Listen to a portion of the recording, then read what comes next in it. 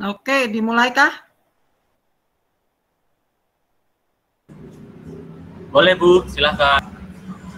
Baik, ini pesertanya 9, nampaknya semakin tajam, jadi semakin berkurang ya. Artinya sudah semakin susah untuk mengikuti mungkin ya. Jadi apa yang ingin saya sharing di sini tuh perkuliahan tahun lalu. Jadi mungkin beberapa perintah-perintah saya mungkin sudah lupa dan sambil jalan itu tadi ya, sambil belajar bersama begitu. Nah, untuk itu saya share tentang diabetes. Ini data yang sudah ada di internet. Salah satu sumber data itu namanya Kaggle begitu ya. Sehingga Kaggle juga mengadakan lomba-lomba untuk pengolahan data itu. Saya pernah coba melamar misalnya lomba di Bank BNI begitu. Ternyata salah satu materi untuk lombanya itu adalah terkait machine learning begitu.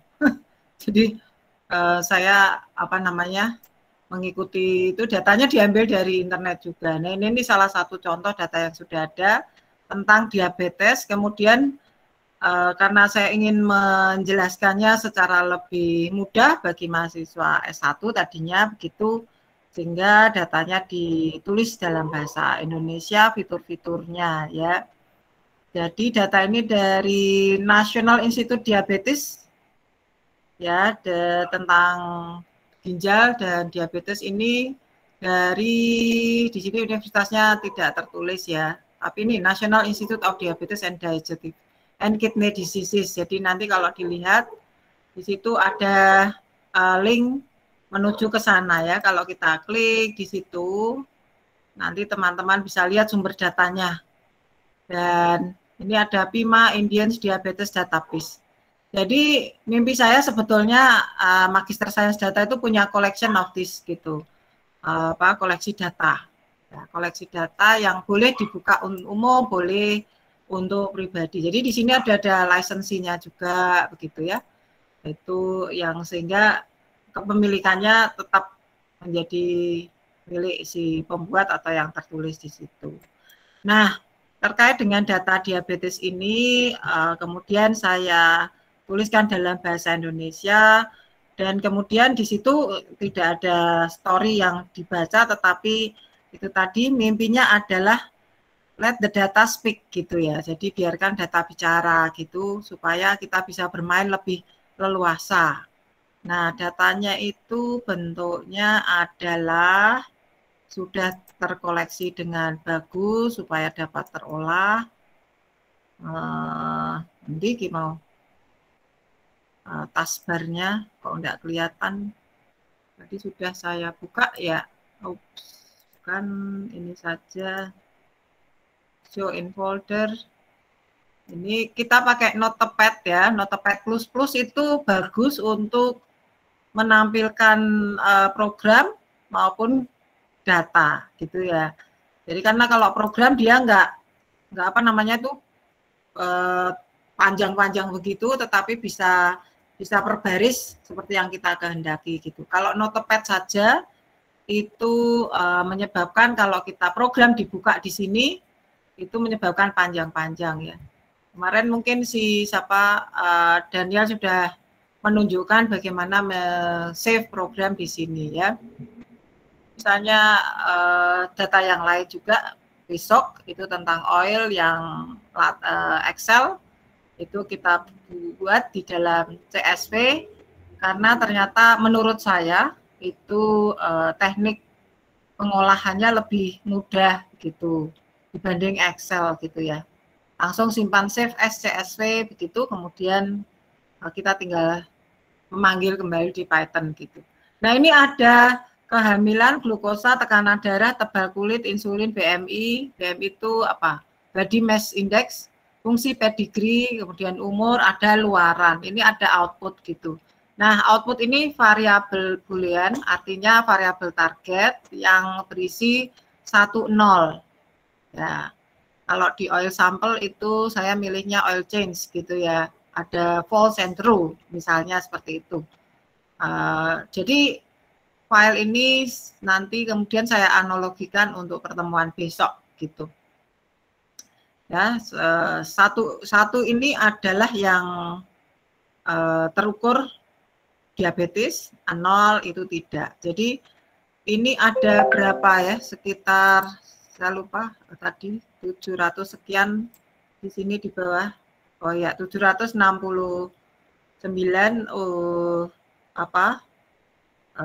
yang dideteksi atau disurvei begitu, kemudian disimpan dengan rapi datanya ya, di mana semua hamil, dan kemudian apakah itu ada kaitannya dengan diabetesnya ya, antara dengan beberapa fitur yang diukur selain hamil, glukosa. Nah ini kehamilan dalam, kalau ada angka 6, 1, 8, 10 dan seterusnya tentunya berarti dalam bulan gitu ya. Nah, kalau glukosa saya enggak tahu ya satuannya begitu. Di sini tidak ditulis atau penjelasannya tentu ada di suatu tempat satuannya. Saya lupa tulisan saya yang menjelaskan tentang data ini, begitu taruhnya di mana gitu. Satuannya dan seterusnya ya. Nah, baik, itu data sudah terlihat cantik gitu ya.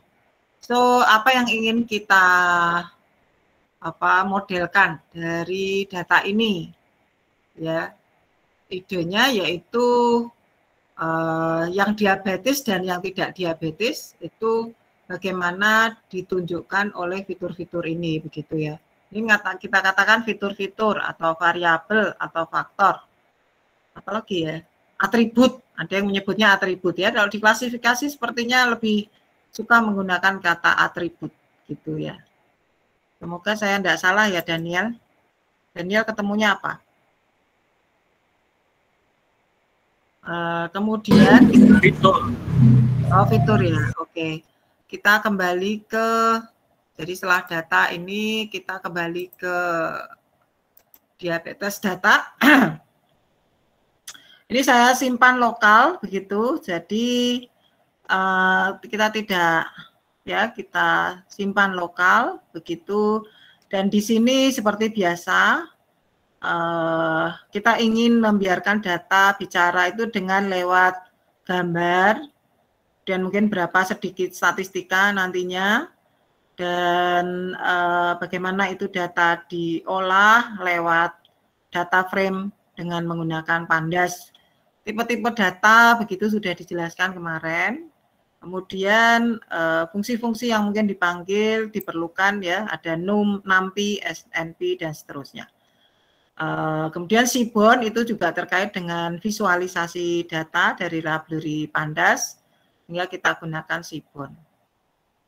Mudahnya begini ya, kita di zaman internet itu tinggal bertanya pada internet, how to draw apa gitu kan ya, data ini gitu, itu with Python gitu ya. Jadi zaman saya sendiri kan tidak ada Python dulu, tapi sekarang di internet sudah banyak.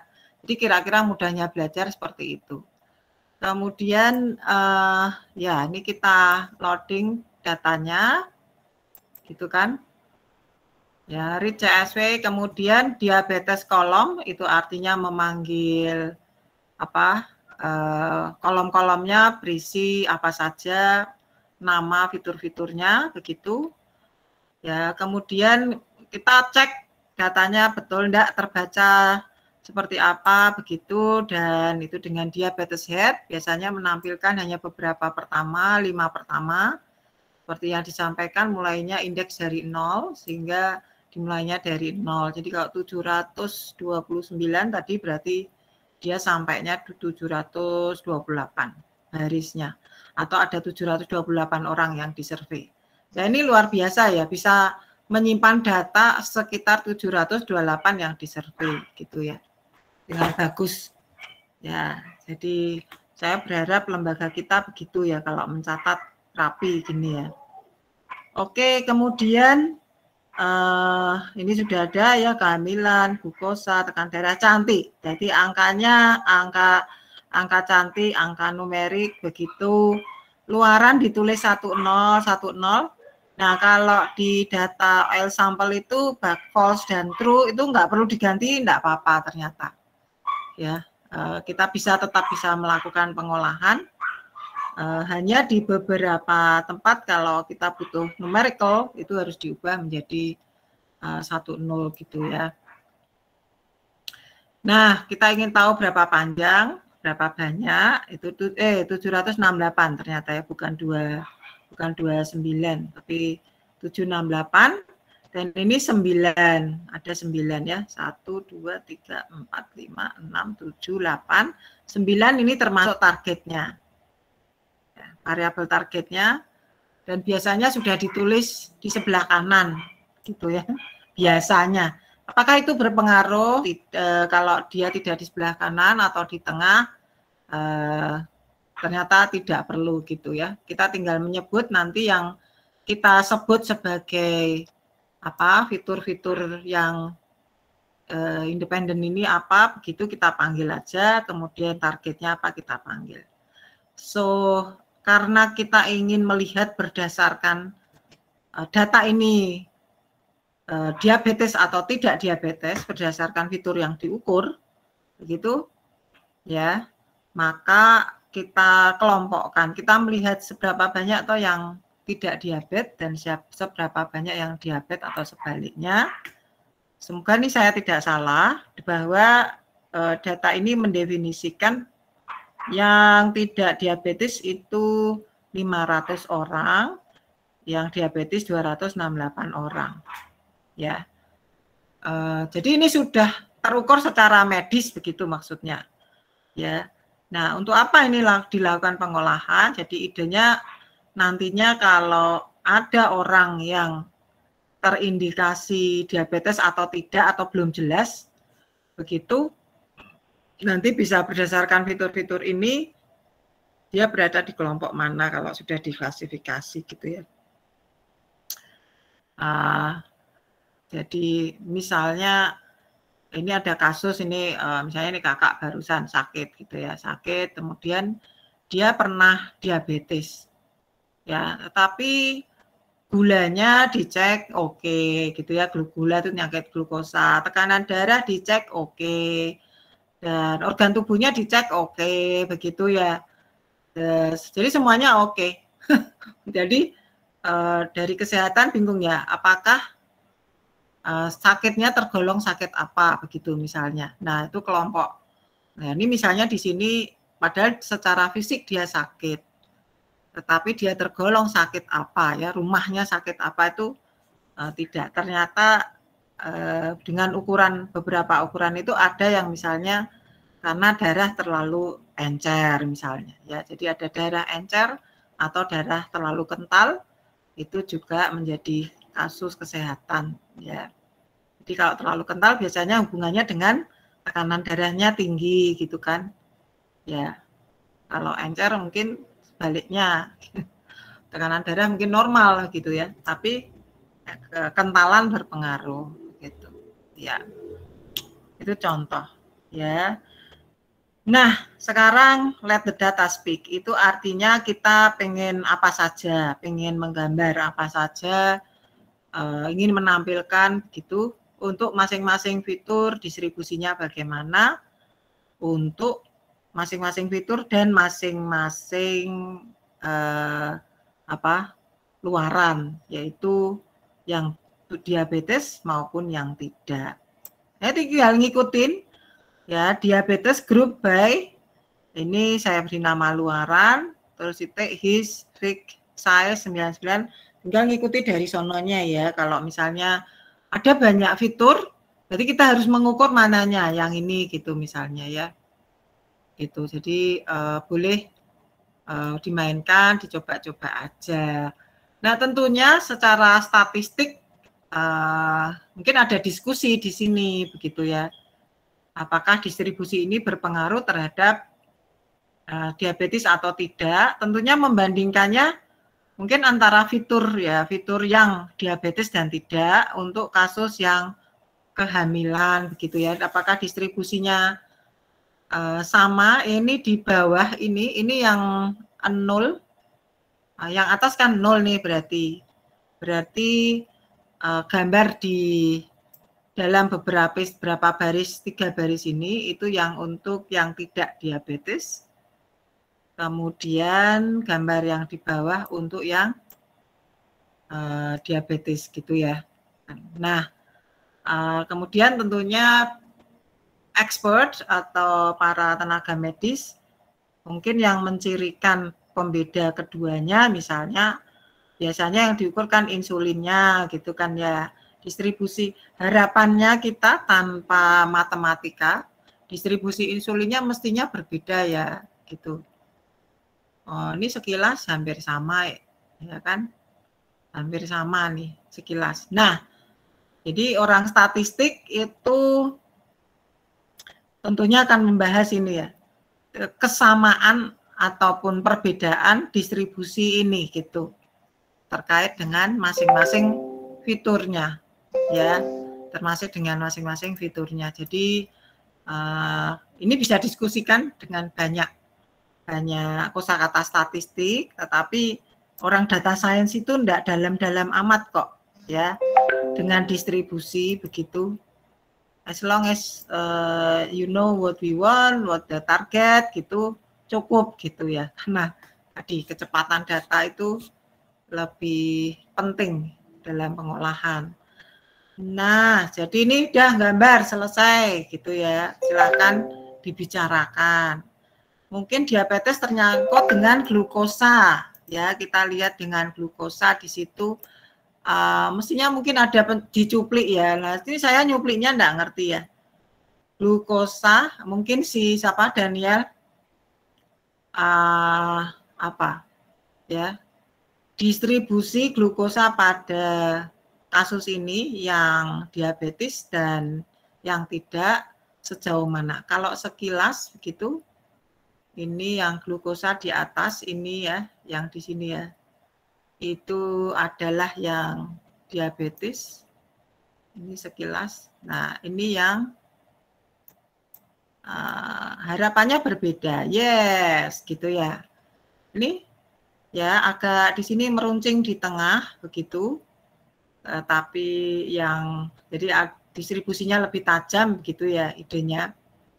Itu yang tidak, sedangkan yang diabetes itu, nah ini kita lihat terdistribusi jauh lebih banyak di antara 100 sampai 200.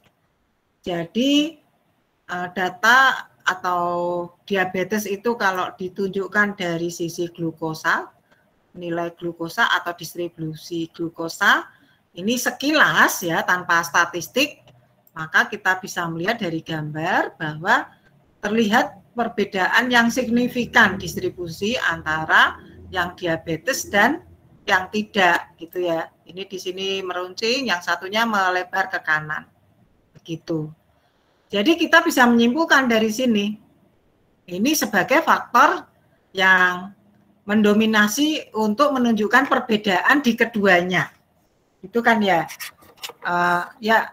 dalam hal ini glukosa. Tapi di antara semua, mana yang paling menunjukkan atau mendominasi perbedaan itu? Nah, lagi-lagi statistik ya, lagi-lagi statistik. Ini masih sekilas ya gambar ya, jadi gambar itu mempermudah untuk kita mengira-ngira gitu kan ya. Kira-kira kita temukan ya perbedaan yang mencolok itu di glukosa, insulin adakah, umur, BMI adakah tidak, umur, aduh anjing maaf itu anak-anak kecil saya berisik. Fungsi pedigree, saya lupa fungsi pedigree apa ya, hati atau apa, fungsi hati atau apa saya lupa ya. Itu distribusinya juga, ini gambarnya looks a bit different ya, agak berbeda ya, harusnya dijejerkan gitu ya. Nah saya tadi menjejerkan error-error melulu gitu ya, udahlah nanti si Daniel. Ya, kemudian ini juga diukur tebal kulit, menarik ya, tebal kulit juga mungkin kulit orang Indian, ini orang Indian ya, itu berpengaruh juga di situ tebal kulitnya, antara yang diabetes atau tidak berpengaruh enggak ya. ini orang luar itu lebih detail begitu ya. Saya pernah, anak saya tuh sakit panas yang intinya sebetulnya diare itu. Tapi mereka sampai mengukur, orang Eropa ya, mengukurnya sampai perbedaan ukuran tangan atau bagian tubuh yang kiri lebih besar daripada yang kanan. Karena saya kidal, sehingga anak saya terbawa bahwa dia ukurannya menjadi lebih besar yang kiri dibanding yang kanan. Jadi itu dicermati begitu. Jangan-jangan karena ukuran badan yang tidak seimbang kiri dan kanan. Nah, di sini tebal kulit. Nah, itu diukur juga begitu ya. Nah, sekilas what about that? Sekilas ini agak ke bawah gini ya. Sekilas tidak terlalu mencolok ya. Di atas juga begitu, tidak terlalu mencolok. Oke, itu kira-kira bagaimana mencermati data by visual ya. By visual nanti tinggal didekatkan gitu. Kemudian pada waktu mengolah data atau sebelum melakukan analisis seperti biasa, ya kadang-kadang data itu kan tidak cantik. Tidak cantik itu ada yang missing, ada yang none gitu ya. Nah, ini ada common di Python, diabetes is null sum. Diabetes is na itu yang 0, kemudian yang NA none atau none itu adakah gitu ya. Itu dicek. Ternyata masing-masing tidak ada ya. Tidak ada gitu. Jadi kalau yang 0 dan yang none tidak ada, sehingga kita bisa lihat secara statistik dengan secara statistik deskriptif dengan diabetes describe. Ya, deskriptif itu melihat banyaknya data, rata-rata, standar deviasi, minimumnya berapa, ini kuantil, kemudian ini tengahnya, kemudian ini apa 3/4-nya, apa istilahnya. Kemudian ini maksimum, ya masing-masing fitur. Oke, nah ini menarik ya. Oh ya, ini karena ada kata min dan standar deviasi, karena di sini di sini kan ada 1 dan 0 ya di luaran, jadi ada tulisan semacam ini, itu ya. Jadi maknanya hanya yang selain luaran, gitu ya, yang dilihat. Kemudian, oke, nah sekarang tentang gambar data. Itu ada banyak sekali di Seaborn. Nah, ini ada banyak sekali, dan sayang sekali bahwa ini saya belum paham benar, tapi kalau mau dicermati ya, di sini ada Seaborn plotting gitu ya, Seaborn plot. Nah, di situ ada banyak mestinya. Nah, ini ada line plot. Oh, tadi kelompoknya yang mana ya? Begitu. Ini ada yang scatter. Nah, ini gambarnya. Kemudian ini apa nih? SNS line plot data flight weight gitu ya. Kemudian data flight X year. Dan seterusnya ini ya. Dan ada jenis lagi yang lain, saya lupa ini di mana itu ya, yang lengkap. Ini hanya khusus line plot, begitu.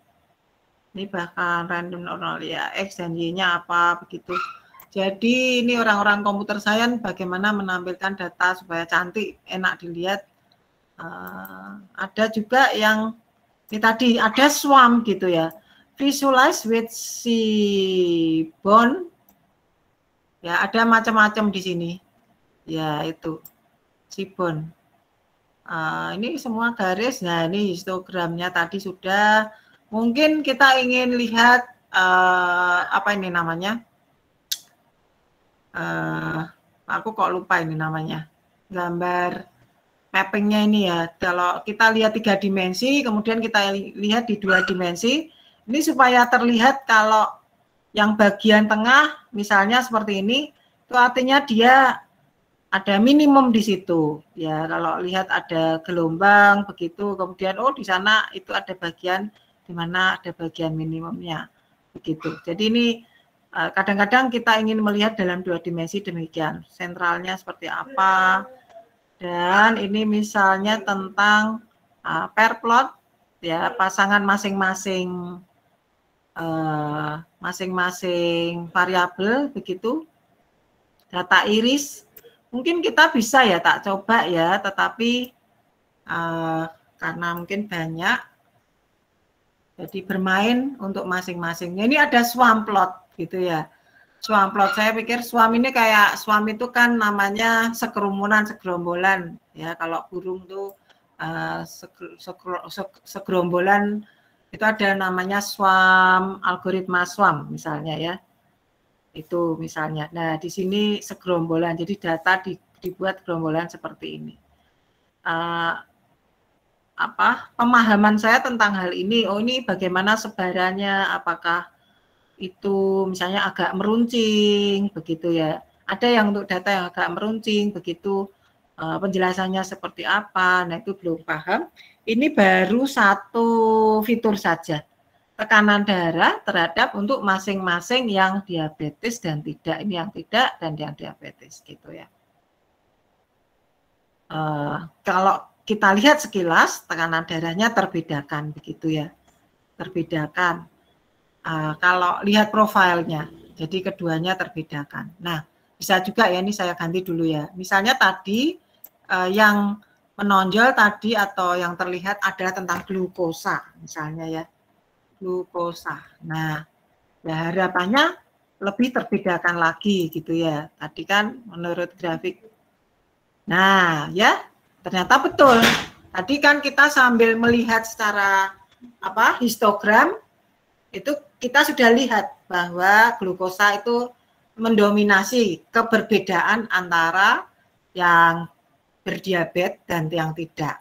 So ini juga terlihat dengan cara yang sama. Jadi kalau dibandingkan dengan yang tadi begitu, tentunya ini lebih menonjol ya. Kalau yang tadi ada bentuk kemiripannya gitu. Jadi tadi kalau ingin dikatakan mana yang dominan, sekilas dari kesimpulan sejauh ini, glukosa mendominasi perbedaan antara orang yang diabetes dan tidak. Dan ini terkonfirmasi dengan apa yang kita dengar pada umumnya kebiasaan antara orang diabetes dan tidak, gitu ya. Jadi kesimpulan yang kita buat pun juga merujuk pada keadaan yang biasanya ditemukan. Nah, ini tadi kita temukan di situ ya, SNR pair plot, namanya kan tadi diabetes Indo ya, atau diabetes. Diabetes. Ini data sama dengan diabetes ya. Spesies size, hue apa ini? Hue-nya luaran ya, hue-nya luaran. Ya, di copy aja. Size-nya whatever. Nah, ini adalah pair plot ya. Kalau ada warning, itu artinya sebetulnya pas bagian ini dia jalan tetapi tidak sempurna ya. Ada hal yang harus dibetulkan di dalamnya ya, warning itu. Ada hal yang tidak pas lah begitu. Ini sedang memaksakan gitu ya. Kalau warning ya.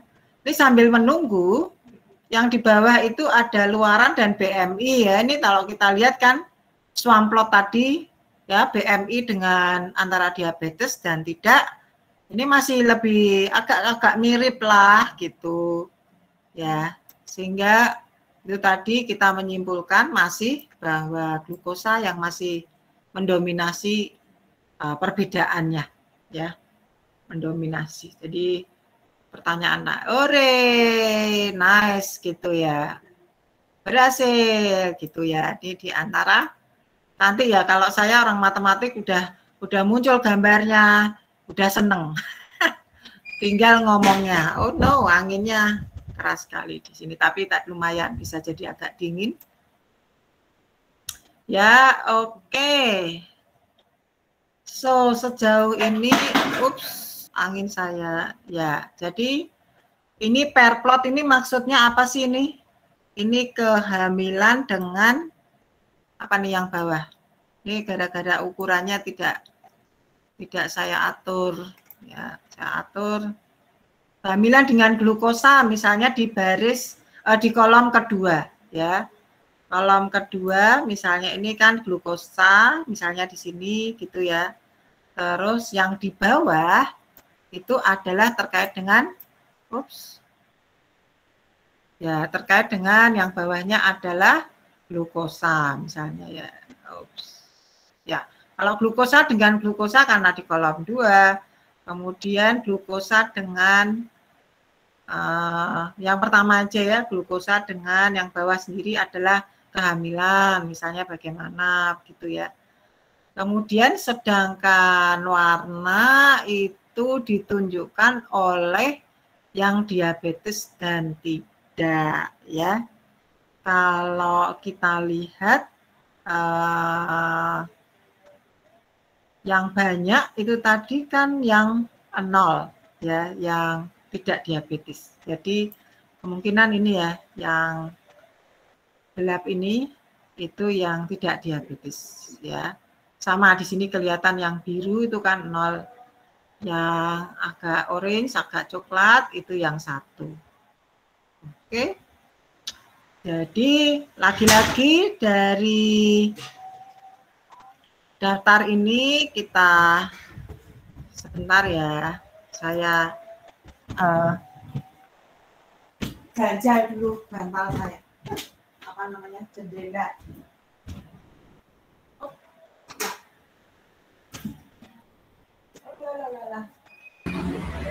Iya, sambil menunggu Bu Hana.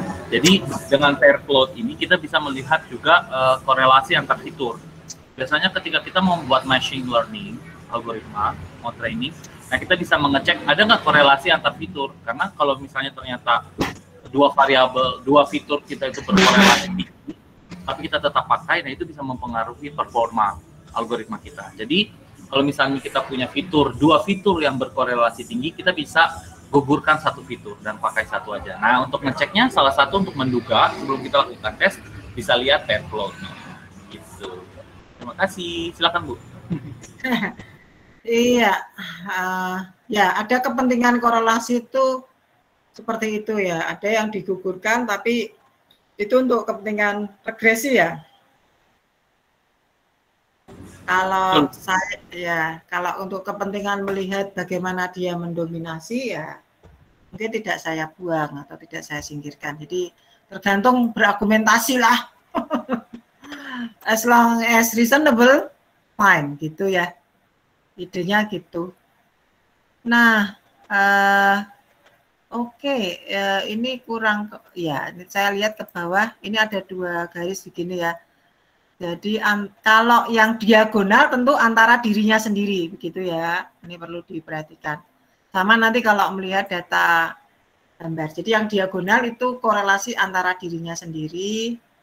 Mestinya begitu kan? Ini kehamilan, yang bawah kehamilan. Terus misalnya di sini tebal kulit 1, 2, 3, 4.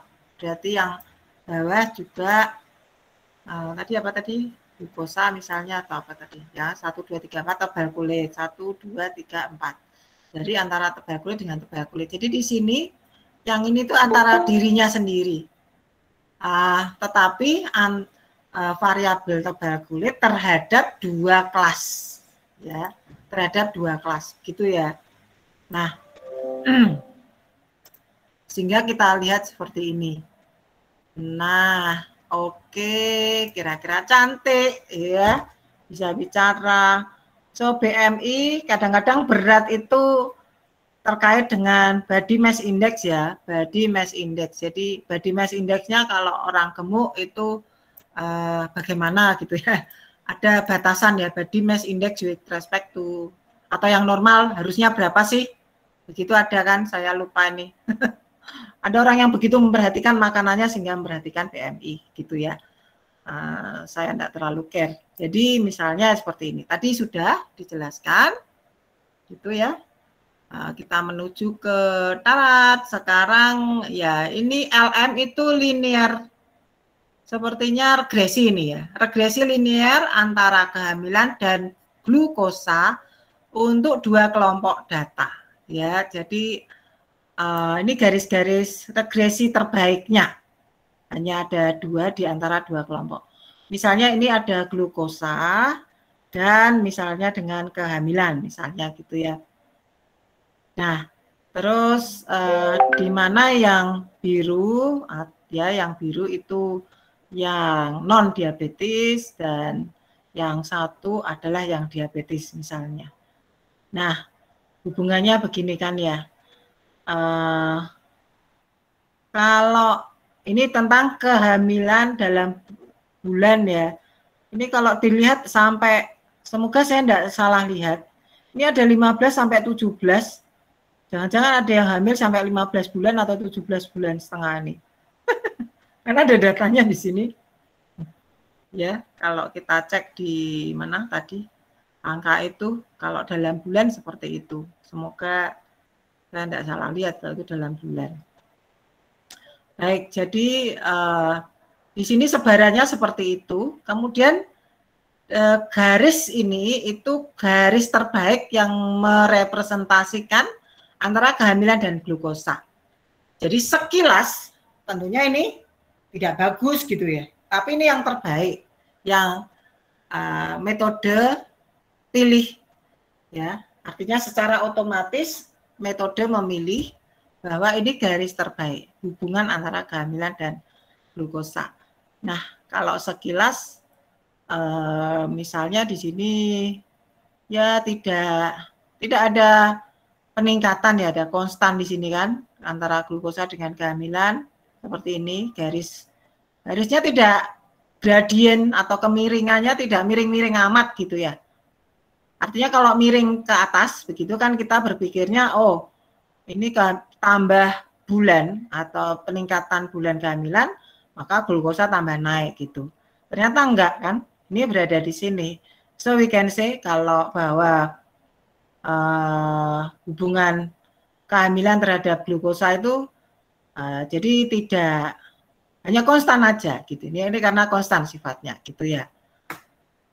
Sebaliknya di sini, tapi untuk yang siapa? Ini saya belum selesai berarti ya. Untuk yang diabetes gitu. Ya, jadi mereka yang diabetes kadang kalau hamil kan diwanti-wanti atau dinasehati ya terkait dengan kehamilan kalau yang diabetes gitu. Bagaimana hubungan nanti glukosanya naik dan seterusnya. Ternyata kalau dari sini itu saya menyimpulkan tidak pengaruh-pengaruh amat gitu ya. Karena konstan-konstan aja kok glukosanya gitu. Ya. Oke, kemudian ya this one also. Dan ini kalau kita pisahkan ya, pisahkan ini tadi saya cek oh kalau terpisah gimana sih gitu ya. Jadi ini antara kehamilan dan glukosa tetapi untuk yang non diabetes dan untuk yang diabetes ya. Jadi program ini tinggal dipakai ganti datanya jadi sebuah cerita yang lain. Nah, enak kan? Kemudian ini ya, ini tadi sudah ya, saya lupa ini pair plotnya tadi karena. Nah, sekarang kita ingin periksa untuk menelusur banyaknya data yang bertekanan darah 0. Misalnya ya, karena tekanan darah 0 itu kan sebenarnya tidak mungkin. Nah, ya kan? Tidak sehat kan? Nah ternyata, jadi ini perlu diperhatikan ya, masing-masing. Jadi selain tadi NaN, selain NaN dan juga 0, itu di sini yang bernilai 0, ya, itu total 35 dari sekian itu. Jadi nampaknya ada hal yang tidak benar gitu kan ya. Ini saya mendaftar, jadi artinya perlu disingkirkan ini nanti, gitu ya, untuk tidak menjadi bagian analisis karena ini memberi data yang salah, ya kan. Kemudian ini hanya untuk menampilkan sampel ini tentunya random komen ini sehingga nanti ini bisa berubah juga. Data ke 207 maka datanya ini gitu ya. Data ke 713 datanya itu. Jadi sampel menunjukkan 6 sampel. Kemudian mencermati level glukosa ya. Ini di sini dikatakan ya tulisannya, sekalipun sudah puasa level glukosa itu tidak mungkin 0. Jadi jika level glukosa bernilai 0 berarti terdapat kesalahan data. Nah, kita observasi glukosa ada nggak yang 0 gitu ya. Tadi kan mungkin sudah digambar bla bla bla, it's okay fine. Tapi kita cermati dulu sebetulnya ya tadi di atas. Karena kita ingin menganalisis nih gitu kan, maka diperoleh 5 orang. Jadi ini setelah kita cek berapakah yang berglukosa 0, oh ternyata ada. Tuh, tadi datanya berapa? 768. Nah, untuk menyingkirkan data yang tidak masuk akal tadi, tentunya harus diberi kondisi ya. Diberi kondisi ya, supaya disingkirkan. Dari 5 orang di atas akan dicermati berapa orang yang terindikasi diabetes berlabel 1 dan yang tidak diabetes berlabel 0. Ya. Nah, ini diabetes yang glukosa 0 ya, dengan luaran berdasarkan luarannya maupun umurnya. Ya. Ternyata apa ini? Yang tidak diabetes 3, yang diabetes ada 2 orang. Begitu. Nah, ini selebihnya tadi saya kadang-kadang melihat datanya tipenya apa, ini diulang ya. Di type. Terus ini lagi ngecek lagi dulu banyaknya kehamilan. Nah, itu di di sumbernya sudah ada ya. Jadi seberapa jauh antara ini yang punya tekanan darah. Jadi ini cara yang lain untuk mencermati bagaimana tekanan darah antara 2 golongan ini gitu ya. Kalau kita lihat ya tidak terlalu berbeda nih antara diabetes dan tidak, dari 700 sekian ya. Tidak terlalu berbeda. Mereka tekanan darahnya sekitar itu. Dan sekarang barulah berdasarkan masing-masing fiturnya kita gambar. Jadi ini cara lain untuk mencermati masing-masing kelas ya. Nah, ini kalau 3 kelas tentunya jadi pertanyaan ya. 3 kelas itu kan perbedaannya bisa apa namanya? 3 kelas berarti antara 2 ya, berarti ada 3 gitu ya. 3 yang muncul. Kombinasi 32 kan. So, dari sini oke, glukosanya. Nah, ini kita lihat ya sekilas gitu, lagi-lagi yang menunjukkan level perbedaan itu di glukosa. Terus kalau dicermati sekilas lagi, ternyata fungsi pedigree juga cukup menonjol ya, perbedaan di antara keduanya. Begitu, fungsi pedigree-nya. Kemudian tebal kulit juga ada perbedaan begitu, tapi tidak terlalu menonjol. Ya, oke. Ya, perbedaannya dari melihat tingginya.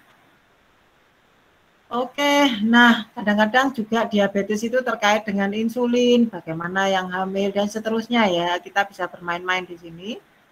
Begitu, menceritakan banyak hal. Terus ini apa nih? Langkah 10. Ini langkahnya mungkin nomornya nggak urut ya. Demikian pula kita mencermati berdasarkan tebal kulit. Oke, ada berapa tebal kulit ya. Tidak boleh lebih kecil dari 10 mm dari informasinya, dari secara medis ya. Tidak boleh lebih dari 10, lebih kecil dari 10 mm. Dari program diperoleh bahwa harusnya ini 10 mm kalau memang ngomongnya 10 mm ya. Berarti tadi ketebalannya 10 mm, tetapi di sini tebal kulit kok 0 ya. Lebih kecil dari 10 mm. Kalau lebih kecil dari itu pakai lebih kecil gini ya. Lebih kecilnya 2 apa 1? 1. Iya ya, harusnya gini ya. Itu lebih kecil atau sama dengan kalau ada Well, lebih kecil dari ya, kalau ada kata sama dengan, ya anggaplah bernilai seperti ini ya. Oke, 10, 142, dan 89. Totalnya 231. Nah, jadi ternyata dari sisi tebal kulit mereka tidak sehat lah, karena ini banyak ya, 231 itu berapa persen dari 700 sekian? 68. Di mana 142-nya tebal kulitnya kurang dari 10 gitu ya. Terus yang diabetes 89. Oke, kemudian kita lihat langkah 11 itu BMI tidak boleh bernilai 0 ya. Body mass index tidak boleh bernilai 0. Jadi ini tanya yang bernilai 0 siapa nih? Ternyata ada. Jadi apa artinya? Datanya kelihatannya cantik ternyata, tetapi masih ada yang perlu disingkirkan sebelum kita lakukan analisis gitu. Ada 11 yang BMI-nya 0. Baik, ini kita cari yang 0, yang non diabetes 9, yang diabetes 2. Nah, nanti data-data ini kita singkirkan ya dengan opsi apa? Nah, kenapa makanya belajar logika? Ya, kondisi-kondisi ini nanti kita masukkan di dalam program ya. Jadi secara sama kadar insulin pada tiap kelas itu di sini diabetes insulin 0. Ini kok banyak ya? Kan aneh ya. Apa ada yang salah ya saya melihatnya? Insulinnya 0. Ini kok banyak sih? Kita cek ya. Open.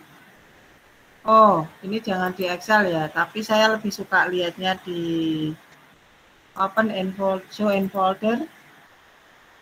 Kemudian ini dengan Open with. Ya kadang apa? Ya ini insulin ya. 1, 2, 3, 4, 1, 2, 3, 4, 5. 1, 2, 3, 4, 5. Oh, ini ada yang 0, ya. Ini bukan 0, tapi 0 ya. Dan seterusnya. Kalau koma pakai titik. Begitu ya. Ini ternyata banyak itu. Sekilas. So, ya sekilas ternyata banyak. Kita cermati. Dan ini 236 dan 138. Nah, dari situ ini ada untuk mengedit data. Data-data di atas dibaca dikatakan invalid. Ya. Untuk mengatasi data invalid kita melakukan cleaning data. Ya, misalnya tekanan darah yang 0, BMI yang 0, glukosa yang 0 gitu ya. Yang jelas kalau yang 00 itu dibuang, berarti dipilih yang tidak 0 kan gitu. Ini saya beri nama diabetes mode, yaitu diabetes yang tekanan darah tidak 0 dan yang BMI-nya tidak 0 dan yang glukosanya tidak 0 ya. Jadi ini menurut logika A dan B keduanya harus benar supaya benar. Menjadi benar, kemudian dan C keduanya harus benar supaya benar gitu ya. Jadi kenapa belajar logika?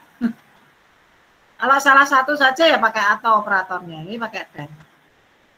And then kita running, tadinya oke, sudah dapat. Nah ini 724 dengan 9 fitur. Jadi tadi 768, sekarang 724. Oke. Ini suara saya kalah keras dengan hujan enggak, Daniel? Tidak Bu, jelas. Oke, ya. Hujannya lumayan keras nih. Daniel, keras nggak di sana hujan? Jelas Bu, kedengeran juga. Enggak, punya Daniel keras nggak hujan? Oh, enggak sih. Daniel kan di Salatiga, kadang-kadang di sini hujan, di tempat lain enggak, gitu ya. Iya. Makanya prediksi hujan itu errornya sangat tinggi. Satu kota beda wilayah sedikit aja bisa beda banget. Nah, sekarang proses teknisnya untuk mau masuk ke machine learning, yes. Jadi tadi sudah kan, tadi datanya diambil, ya. Ini makanya saya gunakan diabetes mode, bukan yang diabetes. Jadi yang panjangnya atau banyaknya 724 gitu ya. Terus kita akan bisa melakukan regresi, bisa melakukan klasifikasi ya dengan data yang sudah cantik. Cantik artinya itu tadi tidak ada tekanan darah yang 0, BMI tidak 0, glukosa tidak 0. Jadi data yang reasonable, fine, dan faktornya bisa dipilih. Saya sebut nama faktor atau fiturnya bisa dipilih. Mau hanya kehamilan dan glukosa saja, kalau di data Pak Priyo itu ada beberapa, kemudian saya tinggal menyebutkan yang masuk akal, yang menurut saya memberi data yang lumayan bisa dihitung dengan baik. Ada kolom yang kosong ya, nggak perlu dipanggil. Misalnya apa itu? P, ada W, ada apa gitu ya. Terus yang NaN, jadi tidak perlu dipanggil. Cukup didefinisikan di sini.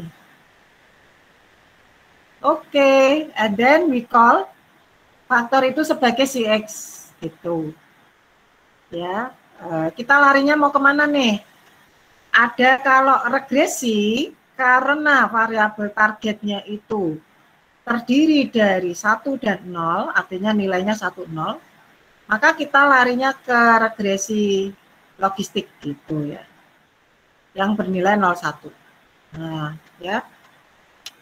Kalau datanya numerik, ya kita bisa regresi standar, begitu ya. Dan regresi ini pun bisa digunakan untuk klasifikasi. Fine, kita panggil, yes, kita main sekarang dengan diabetes mode harusnya ya, ini salah nih. Diabetes iLog. Harusnya diabetes mode dong. Nah, gitu ya. Kita kan pakainya diabetes mode, bukan diabetes saja. Kalau diabetes saja yang tadi memuat 0 gitu ya. Yes, now kita bisa bermain. Tinggal panggil algoritma klasifikasi model. Ya, cantiknya zaman modern sekarang, nggak perlu tahu-tahu amat, gitu ya, bisa digunakan, gitu. Itu sehingga data science itu menjamin matematika kita nggak perlu matematika tahu-tahu amat, pasti bisa, gitu. Mimpinya seperti itu ya, artinya tinggal menggunakan di sini. Di sini ada Escalon neighborhood, apa ini? Kita menggunakan library punyanya apa? Scikit-learn ya, Scikit-learn Scientific Kit-learn. Ya, entah kenapa diberi Scikit itu mungkin untuk versi pembelajarannya, versi universitasnya, versi akademik gitu ya. Kalau versi industri mungkin ada banyak hal yang harus diedit. Well, untuk sementara seperti itu. Dan ini kita ambil-ambil saja begitu ya. Tapi kalau orang data science atau apalagi di FSM disuruh nerangin nih ya teknik-teknik ini ya. Kita tahun lalu belajar SVM sangat detail. Ini SVC itu support vector classification gitu ya. Oke. Penamaan ini menunjukkan level kesulitannya atau kelengkapannya atau apa namanya keindahannya. Jadi makin ke bawah itu makin teliti, harapannya begitu ya. So sudah, kita tinggal import, tentunya yang diimport yang diperlukan, tapi ini anggaplah diperlukan semua. Kita akan menginisialisasi model klasifikasi dengan parameter yang sudah baku. Ya, nanti kalau di internet nanti ada opsi-opsi yang lebih ya. Ini jadi model-modelnya dikelompokkan sehingga dipanggil model Appen gitu ya, dikoleksi supaya nanti kita tinggal panggil aja. Nah, sekarang memanggil, kita akan masuk pada mesin learning itu. Berarti di situ ada mesin learning itu prinsipnya apa bedanya dengan data analitik ya. Dari pemahaman saya sederhananya, data itu kita bedakan menjadi dua, atau mungkin nanti ada data antaran gitu ya. Ada data antaran, artinya data yang kita punyai ada data training dan data tes ya. Nah, data training itu biasanya diambil dari katakanlah 80%. Data uji diambil 20% gitu ya. Kalau gimana kalau data ujinya lebih banyak? Nah, kalau lebih banyak itu kan berarti kita berpikirnya ya, kan pada waktu training kan biasanya harusnya yang lebih banyak untuk menjamin kita mengambil keputusan. Jadi tentunya yang diuji ya lebih sedikit. Nah, setelah uji baru kemudian data yang memang belum masuk di dalam analisis ini. Jadi artinya ini kita menguji modelnya dulu. Itu ya, termasuk mungkin parameter-parameter yang digunakan bisa dimainkan. Oleh karena itu, di mesin learning ini selalu ada, kemudian ada, boleh dibilang modul atau function ya, di sini saya sebutnya sebagai function,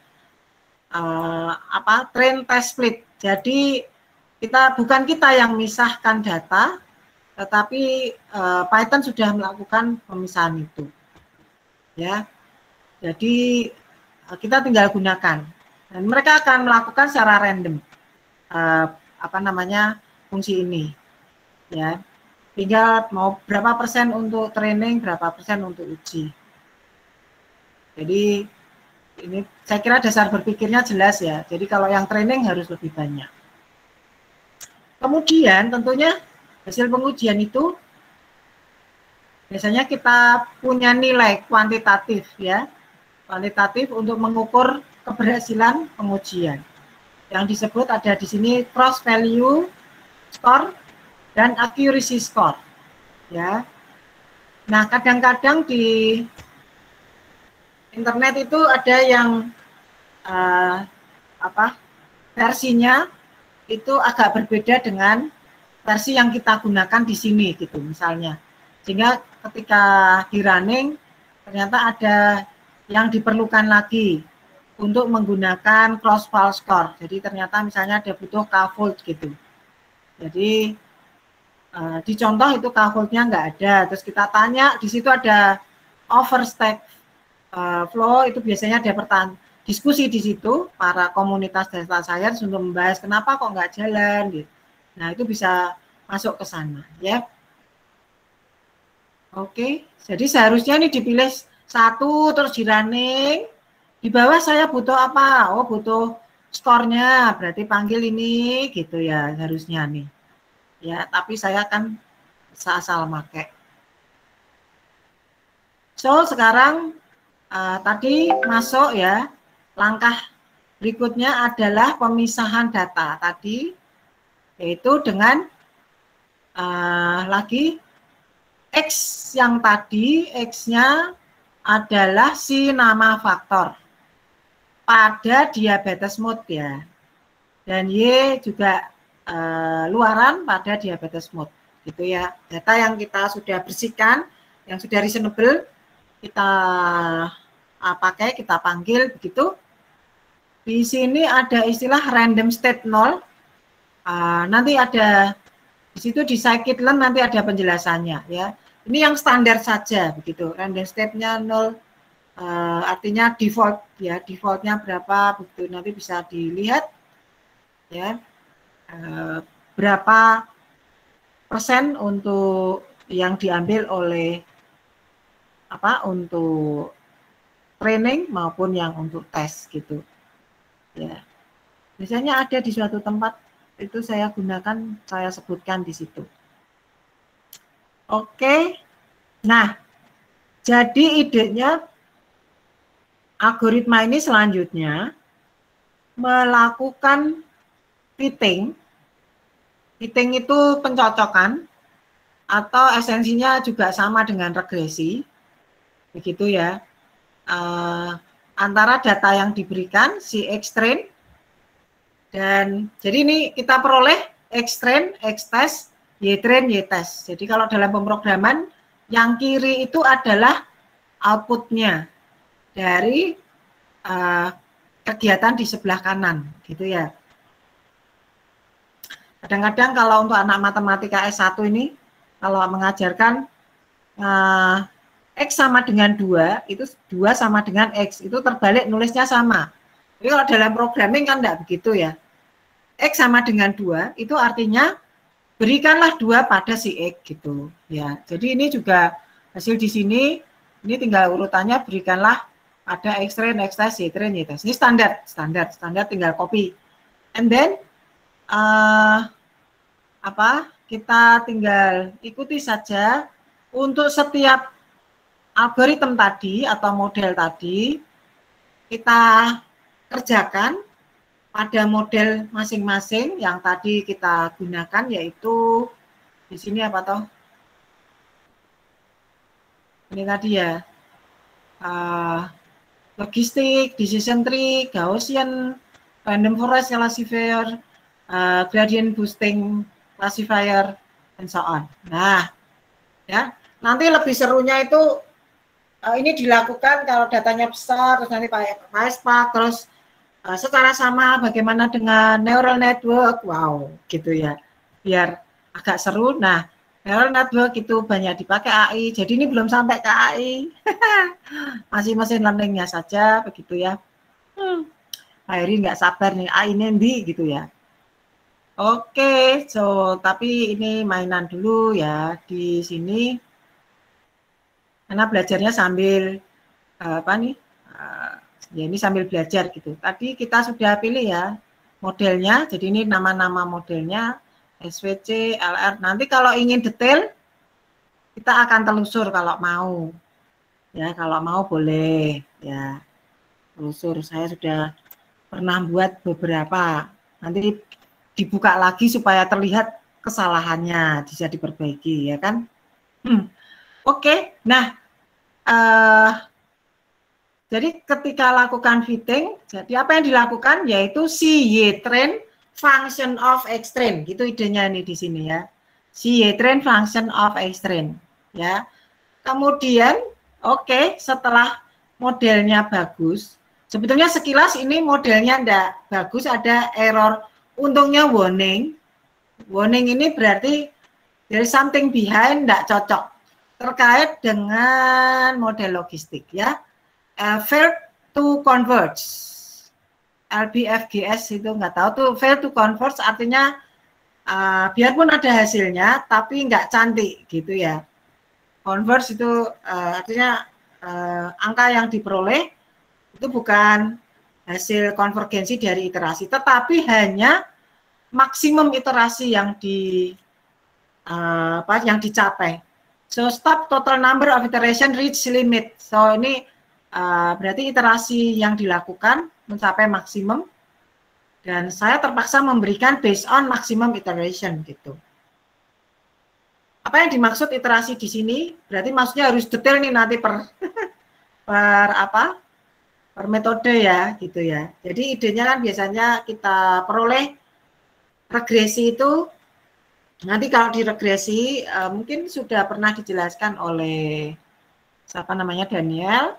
Ya, pada waktu melakukan regresi, anggaplah begitu, ini sense of regression gitu, kita mempunyai matriks begitu ya, mempunyai matriks. Nah, setiap matriksnya koefisien yang unknown yang dicari dalam regresi itu dihitung secara iterasi gitu, secara iteratif ya, iteratif. Jadi iterasi yang pertama itu kemudian digunakan untuk iterasi selanjutnya begitu ya.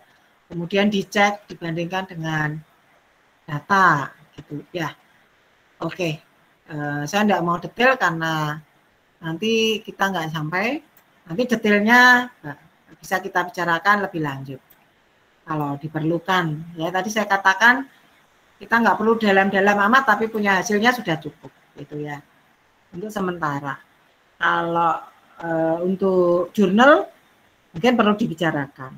Kalau kita lihat ya, ini sekilas orang statistik mungkin mengatakan ya ini nggak jauh beda ya, 0,7 sekian ya kan sekilas ya. Tapi dengan memperhatikan sekian desimal, skor ini tadi adalah skor yang ditampilkan ya. Kata nilai, ini ada kata skor di sini. Nah, itu menggunakan fungsi tadi, fungsi skor ya, value skor tadi ditampilkan. Ya, accuracy score di sini ya. Begitu. Dan sebentar, sebelum lupa. Jadi setelah model fit ini diperoleh, kemudian dicoba mencari Y terhadap X test ya. X testnya siapa? Jadi X testnya ini adalah ini di sini persentasenya nggak muncul ya. Berapa? Saya mungkin bisa saya tambahkan ya. Length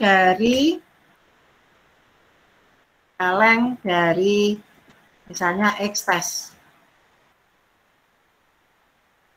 Length dari X test sama dengan length dari Y test ya. Nah, dia mendapat 181 dari berapa tadi? 724 ya.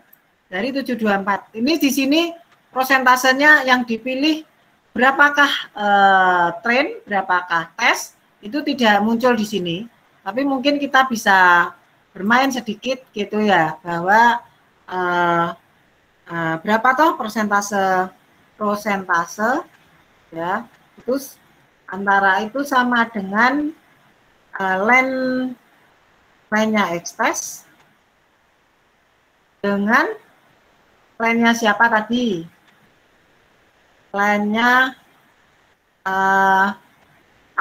diabetes mode. Nah, itu toh, yang semua kan diabetes mode. Kali 100 ya. Kalau persentase kali 100 kan. Gitu. Jadi dari sini ngitung sendiri ya. Oh, nggak muncul kenapa? Karena belum di print, lupa. Print prosentase ya. Boleh yang dari trennya boleh. Ya, 25%. What does it mean? Berarti si trennya otomatis di sini dikerjakan ngambilnya 75% gitu ya. Ya. Sehingga si tesnya itu 25%. Oke. Nah, kalau ingin mengatur trennya lebih banyak, we can see from this dari internet di sini ya. Trend test split bla bla bla. Bahagianya zaman internet ya. Ya, coba kalau dari dulu kita internetnya oke ya. Makanya kasihan nih anak-anak Papua nih. Nah, ini ada test size 0,33 bla bla bla ya. Kalau ini saya copy. Ini ada test size kan, ada X, Y, test size random state. Ini ada random state-nya, saya lupa 0 kenapa, 42 kenapa, what is random state? Control the shuffling apply to the data before applying the split pass and blah, nggak tahu. Default sama dengan none ya. Oke, tadi namanya ada penjelasan sih, harusnya random state persekian sekian itu berapa gitu bisa dimainkan ya. Nah, ini ada contoh-contoh klasiknya ya. Kalau random state 42 apa, terus ini nanti dicermati, kemudian dilihat. Oke. So, dipilihkah di sini kah? Yes. koma dong, ya. Nah, ini nggak usah dulu ya. Nanti kalau pengen dibahas ya seru-seruan. Kalau kita punya 25, random saya 25, tes size-nya berarti milihnya untuk yang tesnya itu harusnya dapatnya sama, X tesnya kan gitu. Tarat gitu kan ya. Nah, terus length X tesnya sama. Nah, ya kan 181. Kalau di sini misalnya tadi 30 itu kan ya, harusnya beda gitu ya. Ini tinggal mainan kalau programnya udah cantik. Tarat. Nah, gitu. Jadi dia tes size-nya lebih banyak ya. Oke, terserah. Jadi boleh seperti ini atau mau yang standar ya. Oke, jadi yang tadi yang standar itu 25 ternyata ya. Jadi kita pakai yang default aja dulu gitu ya. Default ini 25. And then we got it the same. Tetapi bisa jadi si X-test ini beda ketika kita running karena di random ya. Atau ini random state-nya 0 ya. Random state 0 berarti nggak di random kali ya. Coba ya. Well, kita bisa cek di sini ya. Kalau melihat X-train, X-train yang ke 1 misalnya tadi. Boleh tak manggilnya sini? Oh, sorry. Manggil yang ke 1 gimana? Daniel. X-train yang ke 1 gimana? Kolom pertama atau kolom, kalau kolom kasih kolomnya dulu? Ini aku lupa nih. Maksud itu semua baris atau kolom? Kan X-train-nya ada fiturnya, ada baris, ada kolom. Iya, ini X-train X 1,1 gitu ya. Ini ya? Oh, kalau nggak bisa, Bu. Soalnya dia data frame. Kalau data frame, iya data frame. Ya, kalau data frame kita masukkan iLog. Apa? iLog. Oh iya, lupa. Titik iLog ya? Nggak apa-apa. Iya. Titik iLog, terus Ibu mau nampilin apa ya, Bu? Nampilkan X-train yang pertama. X-train baris pertama, semua baris pertama X-train. Boleh. Ini toh di sini tadi ada toh, kadang-kadang lupa aku yang gitu-gitu. iLog tadi loh. Mana nih tadi iLog? iLog titik. Ayo, ada yang sudah? Kalau program itu hanya bisa diikuti kalau kita juga melakukan coding. Kalau cuma ngeliat tuh nggak dapet. Apa? Baris ke 1, kolom ke 1. iLog, mana sih data frame? iLog apa? How to call data frame. Nah, Daniel, data frame first element in rows and column. Nah, gitu kan. Terus di sini ini ada stack over get first row value of a given stack overflow. Yeay. Ternyata ada juga yang nggak ngerti, sama dong sama aku. Terat. Ini. Yes. Nah, ini ya. iLog 0. Betul. iLog 0. Print iLog 0. Terat. Nah. What does it mean this? Ya, ini kita lihat toh baris ke 1 ya, baris 0, Tadi kan kolomnya kehamilan, glukosa, tekanan darah, tebal kulit, insulin, bla. Oke. Serta. Ya, Daniel. Halo. Ya. Bu, jelas. Nah, terus saya kan idenya gini. Random state-nya ini kan 0 nih. Kalau saya rubah, tadi ada angka 42 ini nggak tahu apa gitu ya. Random state 42, mungkin ngawur ya, 30 kayak 25 kayak apa. 23, ya itu buat kasih. Nah, angkanya nggak cantik word for gitu ya. Mungkin 25 apa sih gitu, apakah 25% apa? Ini harusnya beda dong, kehamilan tadi 2 ya. Di sini harusnya beda, nah gitu ya. So, jadi random state ini akan memvariasi atau semacam pengulangan yang akan bisa kita lakukan ketika melakukan analisis gitu. Ya, salah satunya ya, termasuk tes size ini gitu. Idenya gini, risetnya itu bisa ditentukan oleh misalnya ukuran test size-nya, ukuran random state-nya dan seterusnya. And then you got different kind of result gitu ya. Fine, tadi sudah syarat gitu ya, contoh. Ini jadi random step saya ambil 25, jadi enggak 0, berarti gambar di bawah beda ya. Sehingga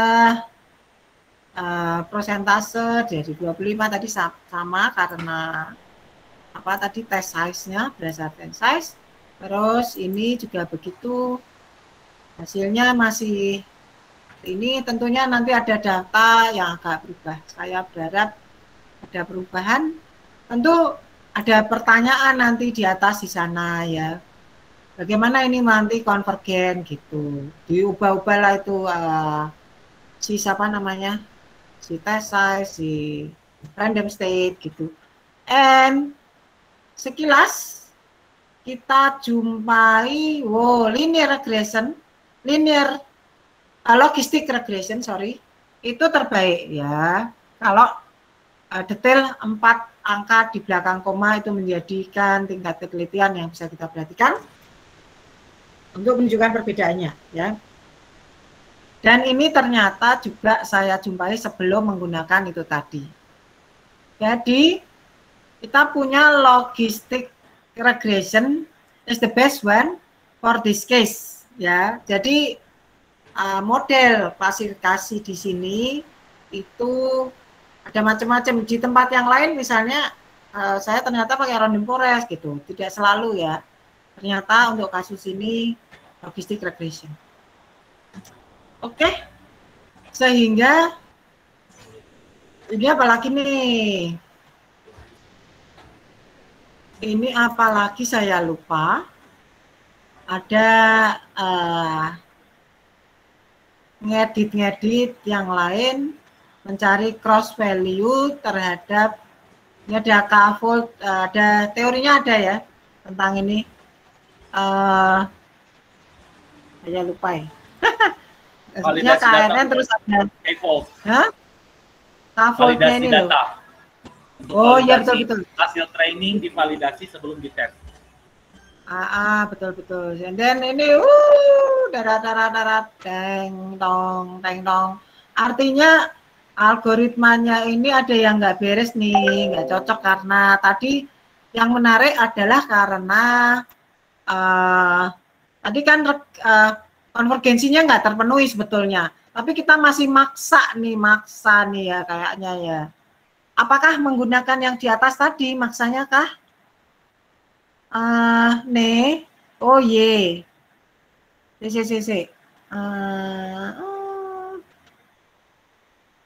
Model covered, maksudnya gini, apa hubungannya dengan yang di atas sana kan gitu. Kalau tergantung di atas ini yang hasilnya ini iterasinya, maksudnya konvergensinya tidak terpenuhi sebetulnya. Sekalipun di sini ada logistic solver converge warning gitulah ya. Berarti sebetulnya sepertinya logistic regression kesannya angkanya cantik, tapi sebetulnya bukan angka cantik karena dia ada warning di sini. Oke, nah teman-teman bisa bermain kok di sini nanti minggu depan kemudian atau kapan sharing, Bu saya punya hasil gini. Coba bayangin ada 11 orang kalau ngerjakan kemudian menjadi sebuah tulisan untuk kasus ini. Nah keren toh. Dimainkan, itu that's it riset ya. Nah ini tadi untuk validasi model ya. Nah kalau validasi model, kenapa modelnya nggak ada hubungannya dengan yang di atas ya ini ya? Nah, name, model, and models. Syarat, tak tahu ya. Ini ada hubungannya sama di atas nggak sih, Daniel? Sekilas. Ada Bu, itu untuk memvalidasi. Jadi kan sebenarnya data train, data test, nah ada juga data validasi. Salah satu metodenya itu adalah K-fold. Kalau K-fold berarti data dilipat sebanyak K. Nah K-nya kita tentukan mau di mana. Artinya itu sebenarnya adalah datanya itu nanti akan dibagi dan setiap fold-nya itu akan dipakai untuk ngetes. Jadi seperti data test, tapi data test sebelum selesai running. Jadi run pertama itu adalah training tanpa validasi, train kedua adalah training dengan validasi.